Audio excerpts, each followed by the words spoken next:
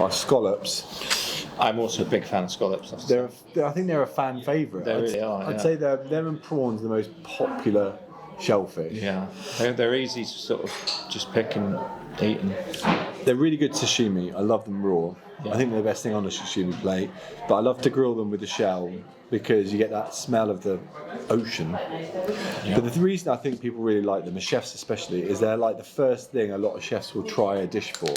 If you said to a chef, like, make up your own dish for any seafood, they'd normally pick these. They swim. You know they swim? Yeah, well, they sort of. That's why they've got this white muscle, not like a sedentary muscle. They do it.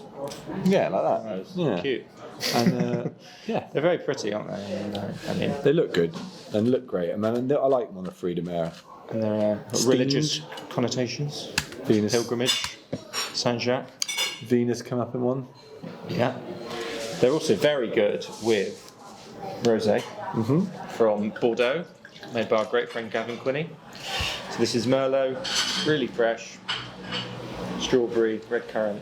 That's nice. Yeah, that goes well. That's really lovely. Scallops sell them shells. Scallops sell themselves.